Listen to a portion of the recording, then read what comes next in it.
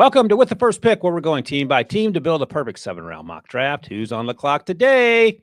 We're breaking down the Carolina Panthers' biggest needs, best fits, and sleeper picks that can make their draft. And by the time we're done, you'll have a complete blueprint for how they can dominate draft weekend. That's Josh Edwards. I'm Ryan Wilson. It's time to get on the clock and build a perfect draft for the Carolina Panthers. Picking eight. And they haven't done a whole bunch in free agency, Josh, especially on the offensive side of the ball. They did get Rico Dowdle to add some depth at running back behind Chuba because Jonathan Brooks, unfortunately, towards ACL again. They added a few guys on defense, Trevon Warwick, the safety, Tershawn Wharton, and Bobby Brown on the defensive line there. And otherwise, just some potential backup players. So we can go in any number of directions.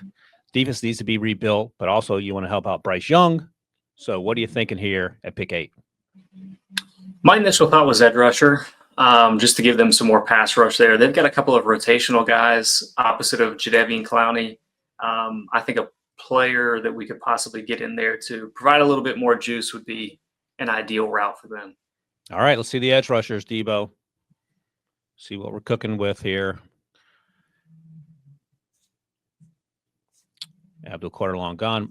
Mike Green and James Pierce Jr. still there. They both may have some off-field issues they have to deal with that could affect their draft stock. Donovan Eziraku out of BC.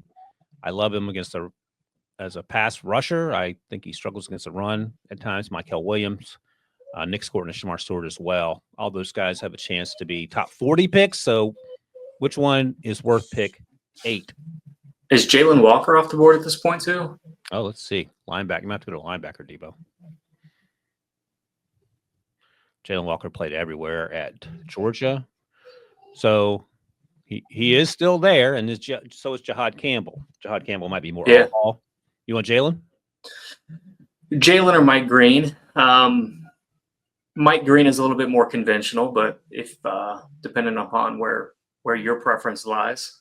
Yeah, I've had Mike Green going to Carolina for a while. If we're doing strictly on field, and I think he's Will Anderson Jr. in terms of size and motor. So done and done. Next up, pick 57 from the Rams. I don't remember how the Rams gave him that pick, but whatever, they have it. All right, so we have an edge rusher. Adam Thielen's coming back. Xavier Legette's going into year 2. Jalen Coker was a fun story in year 1. The undrafted free agent on Holy Cross. We can keep going defense here, or we can think about getting Bryce some weapons. What do you want to do? Yeah, let's look at wide receiver and cornerback real quick. All right. Travis Hunter would solve that problem. He would, yeah. I think he's still available. I think he may have gotten drafted. We should double check. All righty. Benjamin Morris is still there. Yeah, that feels pretty simple to me. Benjamin Morrison, I think, at this point. Yeah, and if the he's medicals are clear, hip-wise, that's a pretty good pick. I think he's a top 40 guy. So at 57, pair him opposite J.C. Horn, who just signed that extension. J.C. Horn, of course, has had injury history in Carolina, but that didn't preclude him from getting that new deal. All right, got to see another cornerback here, pick 74. You want to try wide receiver? See what's available for our guy. Bryce Young. Could take another running back, just make their whole team running backs. Yeah. I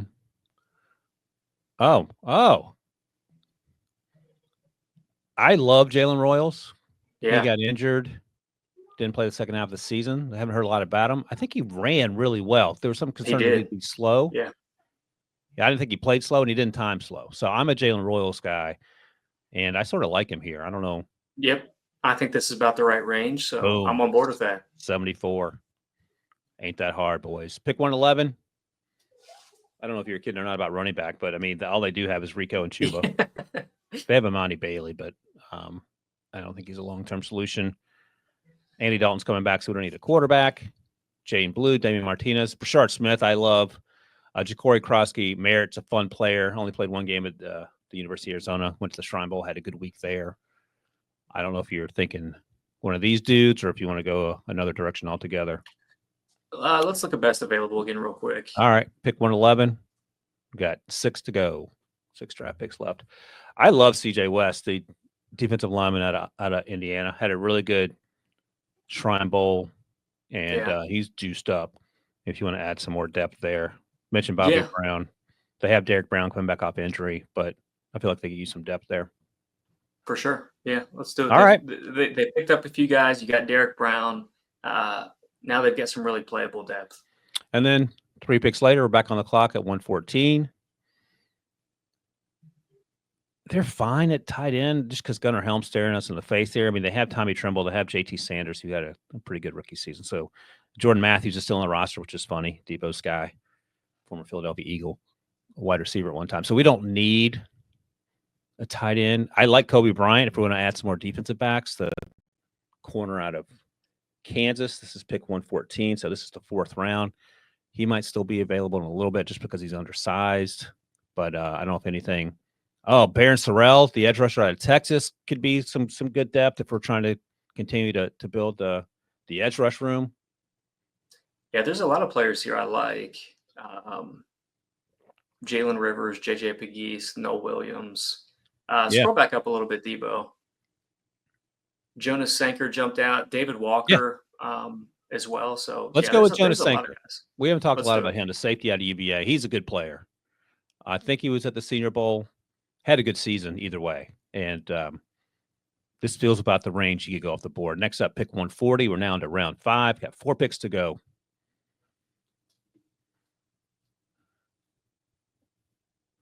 What do you think about adding another running back, like a Brashard Smith? I was kind of joking when I said it. Let's see. They really only have 2 guys on the roster. I don't know if Jonathan Brooks is coming back this year.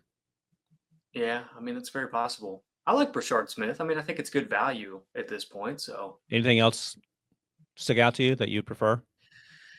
Nothing stands out other than maybe adding depth at tight end with Mitchell Evans. You know, we've still got a pick here at 6, so we could probably get 2 of these guys. Let's just go with Brashard Smith now. All right, let's go with the twitchy running back out of SMU, Brashard Smith, and then pick 140. Right back at it. Okay, 2 guys I was considering are gone, so that checks out. You know who I like a lot? He might be available in a pick or 2. We pick in 6 picks from now. Benjamin Yursek out of Georgia, the tight end. Didn't get a combine invite. Super disrespectful. Ran to the 4.6s at his pro day. Stanford transfer, who was sort of the dude at Stanford and just got lost in the mix at Georgia. I think he's going to make a roster. I think he's going to have a chance to. He'll block a little bit as well. We can wait on him, but I saw his name pop up. I just want to put him on the radar. Yeah, I like him a lot too. Even dating back to Stanford. Scroll down a little bit, Debo, if you wouldn't mind. Brenning's still there, the tight end out of Clemson. We already drafted a running back, but Travis Etienne's brother Trevor is still also available. Yeah, let's go with Elijah Huzzie. He's a nickel from North Carolina. Yep, I like him. Feels about right for him. I'm an Elijah Huzzie fan. Very few bright spots in that UNC team. Elijah Huzzie was one of them last season. All right, you know what?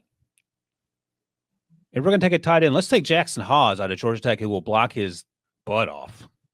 Yeah. Yeah, he's got to put some people into the ground. Yeah, and he can catch the ball. He's a pretty good athlete. There we go. All right, it's all coming together. I think we have 2 picks left.